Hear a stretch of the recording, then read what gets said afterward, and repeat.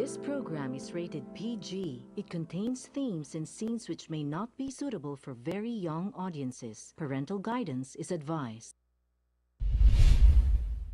Be advised that the views and opinions of the hosts and guests do not reflect those of the station.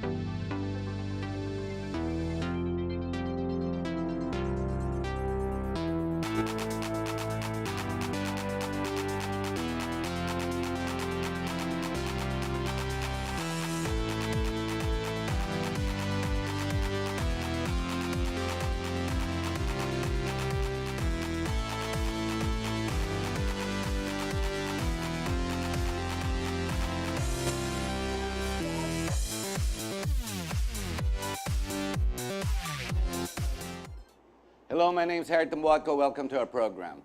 What do we have happening other than Christmas by next week? Well, let's see.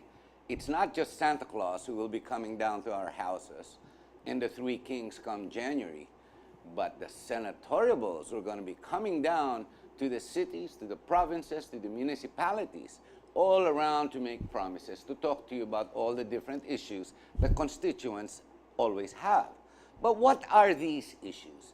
And are they new to us? In the last 70, 80 years, government seems to have failed us. Now, I'm not saying that because I am, what do you say, cynical? No. The reason I say that is because up to today, poverty is in existence. It was even when we formed the Republic. Now, why is that?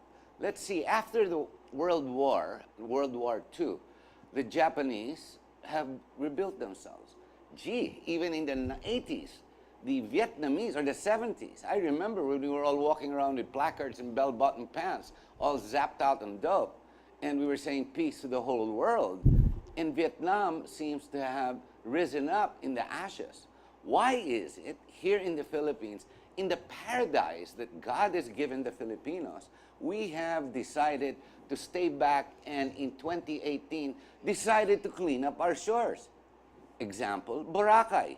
Next, Manila Bay. Wait, hang on, is that even possible? But why not? Are we going to sit back and let the ruin take over, the ashes to cover us?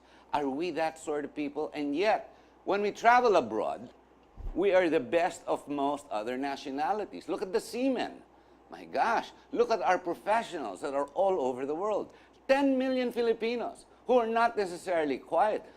In America, they're running for positions, be it in the multiple states. In the Philippines, well, out of nowhere, out of the blue skies, we have a non-elite, President Duterte, who came out of nowhere. The Filipinos finally stood up and said, no more. We're going to get someone who come from our ranks. Gee, the last time they said that was Magsaysay. He didn't live very long, but then again, President Duterte hopefully will stay the race. But what is it we're all after? Well, if I'm not mistaken, all theories that have been professed in the academe have always said the best of all worlds, which is the eradication of poverty. Now, is there a secret? Is there a theory? Is there even an app that talks to you and tells us how to get over poverty? The one who will tell us that is our guest. We have Shariff Ibrahim Albani from the Philippine Labor Party. He's a senatorial and he's coming on. He's not coming on this show to tell you to vote for him because they're not really supposed to go out and say they're on a campaign. But he does want to introduce himself. And the theory, I know that special formula, mystical, magical, whatever you want to call it, mechanical, I don't know, because there's so many innovations today. Fission, fusion, whatever.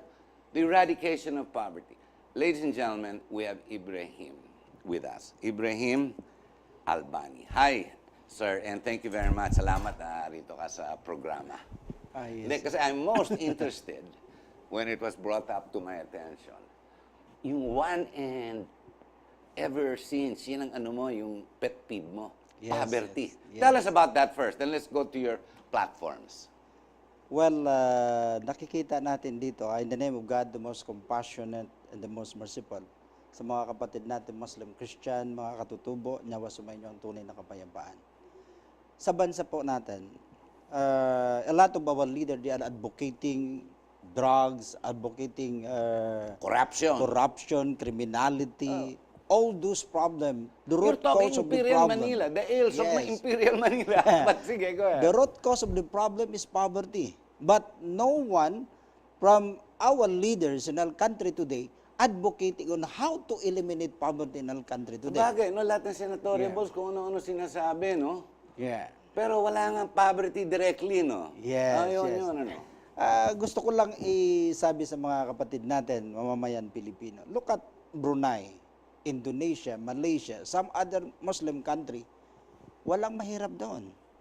Lalong-lalo na in Dubai. What is Dubai compared to the resource of Tawi-Tawi alone? Yeah. Well, you have to tell us about Tawi-Tawi in a little while, but Yes. first, poverty. Yeah, poverty. The Dubai people, they are united into one. Pero kukunti lang sila eh. Kaunti lang sila, but look at the resources, the country, huh? They are a developed country. Ano ang sekreto doon sa Dubai? Hindi ba langis? Yes. What is langis in Dubai compared to the resources of Southern Philippines resources in talking about the langis? Now, Pero we hindi pa are natin number one. Hindi natin nakukuha eh. That's the problem. Because Yeah. we are disunited. Ayun. So, si Shariff Ibrahim Albani, I am appealing again to the Filipino people, kailangan magkaisa ang Muslim, Christian at mga katutubo. Once we are Nice united, words. Go ahead. once we are united, magkakaroon ng tunay na kapayapaan. If there is kapayapaan, the development is coming. So, because these three words is inseparable, how could you establish unity without peace? How could you establish peace without unity? Ah, hindi pwede. So, if we are united, the peace will run after us. Once we have peace and unity, the development will run after us. So, nakikita na natin ngayon, in Mindanao, there is no peace and order, karamihan. There is martial. That's the reason why our beloved So, president, against martial law ka? well, we are pro-martial law. Because nakikita natin, I'm talking about martial law is only the solution to discipline people. Yeah. Why are the people in Mindanao per se, I'm talking about the big area, because Tawi-Tawi is an island off. Yes. Why is there no discipline? Bakit magulo? Well, at least perception, ano? Yun ang sinasabi sa atin ng mga pahayagan. Yeah. Alam mo, nakikita natin, para sa akin, nasa Mindanaoan, ang mga kapatid natin, they are well-disciplined. But they are adopting the international ideology because of poverty. Ito nakikita. Whatever problem in Mindanao, especially the calamities, they are all man-made problem. Man-made calamity. So, nagagamit lang sila. So, sana, ang mga kapatid natin leader, unawain nila kung ano ang nangyayari, what the geopolitics in our country today. Ito ang nakikita ko. So, But can you fix the politics?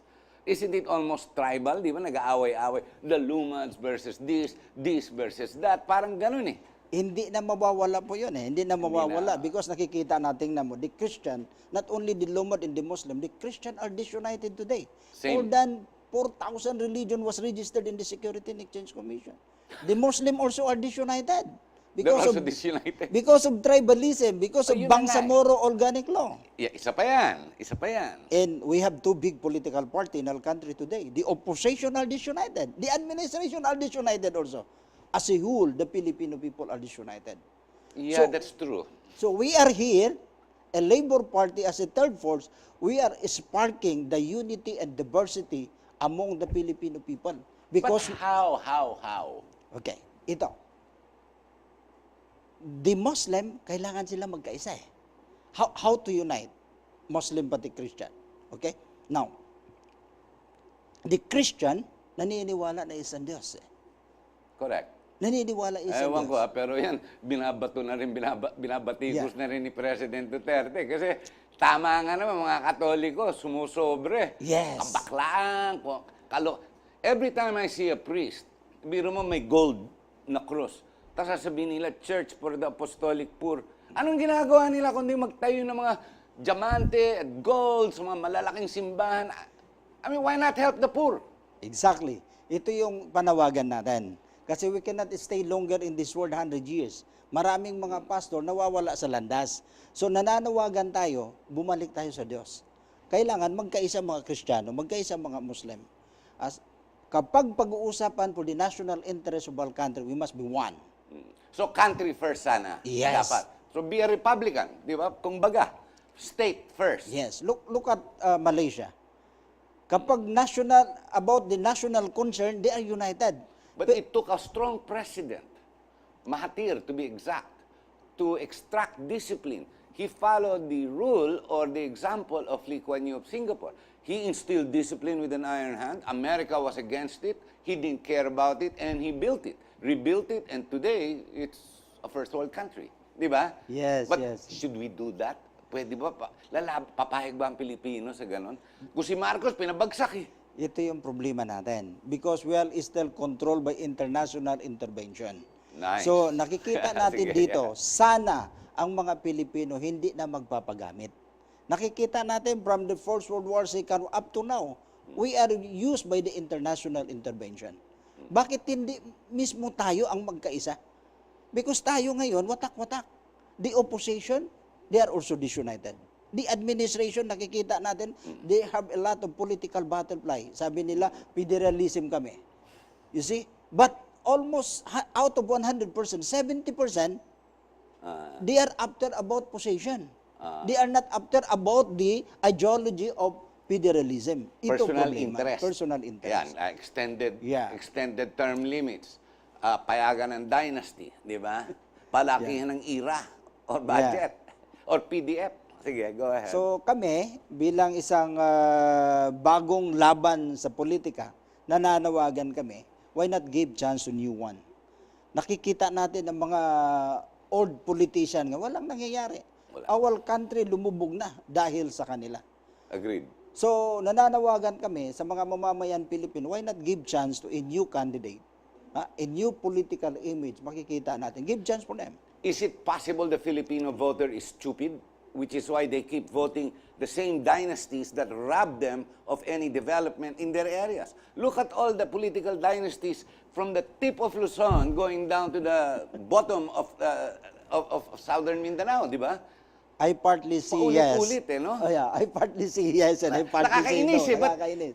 why do they keep voting them? Yes. Or, baka smartmatic yun ang kalaban mo. Hindi lang yon, isa yon, hindi lang yon. Ang problema dito, because of poverty, nabibili ng mga kapatiran natin. Ayun. So, we need to propagate, indoctrina natin ang mga kapatid natin voter. Sana hindi na sila mabili. Kasi Pero huwag mahirap nila sabihin. sayangin. Pero kawawa naman, they're cynical eh. Nakikita ni, ayan na naman tayo, eleksyon na naman. Sige, sabihin nyo lahat kayo bumaboto, 1,000 tayo. Kasi pag-upo na, wala na, kalimutan eh. Yes. Look at Sorsogon. Look at Jesus Cudero. What has he done for Sorsogon until today? The only person I know, well, Ramos improved Pangasinan. Marcos improved the North. Noynoy improved himself. And Duterte's improving Mindanao. Parang ganun di ba? So, ito nakikita ko, kung magkaroon ng chance, yung mga bago, sa tunay na pagbabago, alisin natin yung mga trapos, pagbigyan yung mga bago ngayon, baka mayroon pang pag-asa ang sambayanan Pilipino.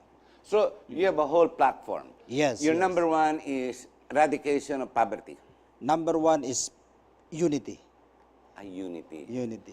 That's the solution of poverty. Yes, that's unity. the solution. Ayun. First, unity. That's the reason why, as a Muslim, kapatid nila, Pilipino, I am sparking for the unity and diversity among the Filipino people, for the national concern of the Republic of the Philippines. Magkaisa tayo. Let's ialis na natin yung hidwaan, hindi pagkakaintindihan, because we have been in war since memorial.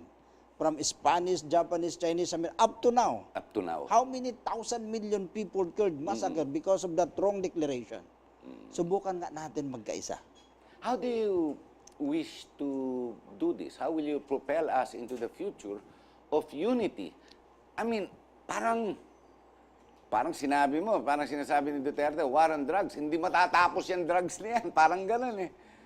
Well, nakikita ko, I'm talking about the war in drugs. The aspiration of our beloved president na mawala na ito. Pero, Sana. yun ang gusto niya. Pero, yung nasa galamay niya, tingnan no, because drug is a member of Committee of 300. You fight with drugs, in reality, you fight with drugs, you fight China, you fight America, Britain, in all. International problem yan. Yes. The income here is 1,000 to 1,500%. Probably more, yeah. Ang ROI niya. Oo. So how could you fight this one? So we need to support our beloved president kung talagang gusto natin malinis ang drug. So nakikita natin dito, instead iangat natin, we have to support our president, binabagsak natin siya. So ito ang problema. So I am appealing sa mamamayan Pilipino, lalong-lalo na yung mga nag-o-oppose sa kanyang programa, we have to support him. Because hindi na tayo makakita ng katulad ng ating mahal na presidente. Hindi. Handa siya magpakamatay alang-alang sa sambayanan Pilipino. I agree with you there. I agree. Yeah. He is 74 years old. We have to, you see, kung makikita natin, but he is paving the way how to solve the problem. And what is the way? Which is the federalism, the real solution for our country. Which federalism are you for? Kasi ngayon, nababatikos na yung pinasa ng Kongreso. Mukhang ibang-iba sa, yung pinopropose ng Consultative Commission, di ba? Ito, gusto nila, tuloy-tuloy yung dynasty. Pag na-elect ka, forever ka na dapat doon. Tsaka, yung walang tigil na. Sila na lang, kumbaga, sila magiging Diyos. Marami kasing tinatawag na federalism. So what kind of structure of federalism? Ito ang nakikita ko. Itong federalism nakikita ko sa kanila, all copied. Copied from France, from Germany, from America. That's correct. So we have no true originality as real federalism. So if we will use their platform or structure of federalism in our country, it is not suitable because we are a multi-ethnic culture. So hindi talaga maa-adapt yan dito sa atin. Okay, now, we have, actually, kung natin, we are a federated government now. Why? To a certain Because, extent, local government. Yeah, the local government, they have their own power. Yes, correct. Yeah. May budget na yan May budget sila. Everything. But the only missing link there is the internal revenue. We have to change. Instead, 80-20, 80 for the national, Baliktad. 20 for the baliktarin natin. And we give more power 20 to the for local. national, 80 to local. Local. And give more Baliktad, power. So we don't need federalism. Because nandoon na, existent na. Okay, number 2, what kind of federalism? If we will adopt the federalism, it is not suitable to our country today. Because Yung we are gusto ni Presidente yung French model eh. Yeah, but it's not. Okay, number 2, we have our own federalism before. Why not back sa liksikin natin ang kasaysayan ng kahapon? Okay. And that federalism of yesterday, we are very successful.